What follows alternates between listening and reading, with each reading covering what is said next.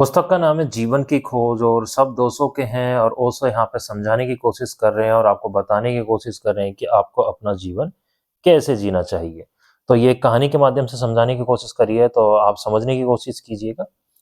बहुत पुराने समय में कभी कोई राजा हुआ। वह जंगल से एक तोते को पकड़ कर लाया। तोता बड़ा सुंदर था, बहुत सुंदर था। उस राजा को उस तोते से बहुत प्रेम भी हो गया। उसने उसके लिए स्वर्ण के पिंजरे बनवाए, उसमें हीरे मोती जड़वाए, लाखों रुपए उन पर खर्च किए। उस तोते को पाला, उसे बड़ी शिक्षा दी। वह मनुष्य की भाषा सीख गया और बोलने लगा। वर्ष बीत जाने पर एक दिन उस राजा ने कहा कि मैं वन जा रहा हूँ शिकार के लिए। जिस वृक्ष से तुम्हें पकड़ा था, तुम्हारे बंधुजन, तुम्हारे सहजातीय, तुम्हारे मित्र वहां रहते होंगे। कोई संदेश तुम्हारा हो तो मैं पहुंचा दूं। उस तोते ने कहा, उनको यह कह देना है कि मैं बहुत आनंद में हूँ क्योंकि राजा का मुझ पर बड़ा प्रेम है। मैं सुख में हूँ क्योंकि राजा की मुझ पर बड़ी कृपा है। लेकिन न तो सुख से स्वतंत्रता बेची जा सकती है और न राजा का प्रेम और कृपा से। तो तुम सचेत रहना। उसने कहा कि मेरे मित्रों को कह देना कि मैं सुख में हूँ, राजा की बड़ी कृपा है, सब तरह की व्यवस्था है, सुविधा है, राजा का बड़ा प्रेम है, लेकिन किसी भी कीमत पर स्वतंत्रता नहीं बेची जा सकती। तुम सजग रहना, यह मेरे मित्रों को तुम कह देना।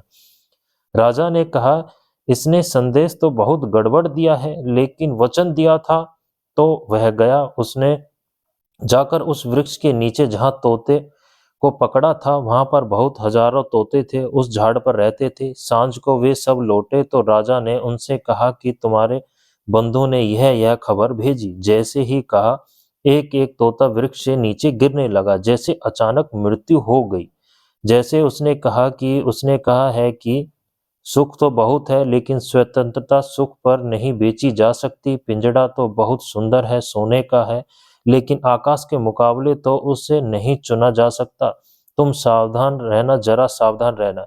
जब यह जैसे ही राजा ने कहा, एक एक तोता वृक्ष से गिरने लगा, जैसे सारे तोते एकदम मरने लगे। उसने कहा, यह क्या, यह कैसा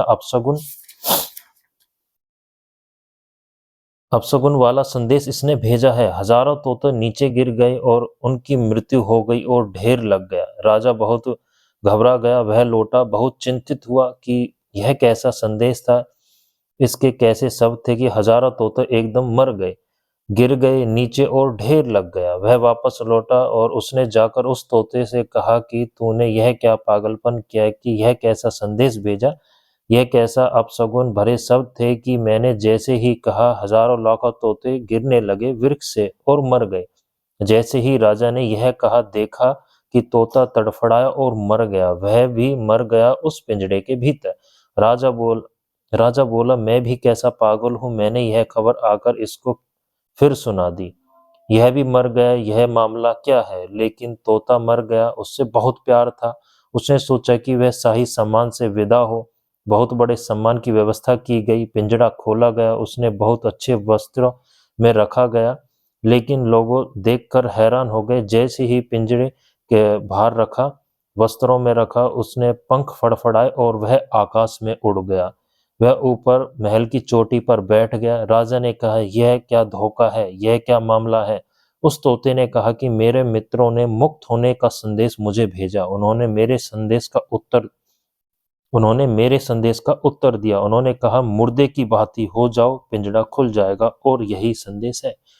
और आज अंतिम विदा में यही आपको कहना चाहूंगा कि मुर्दों की भांति हो जाओ तो जीवन मिल जाएगा।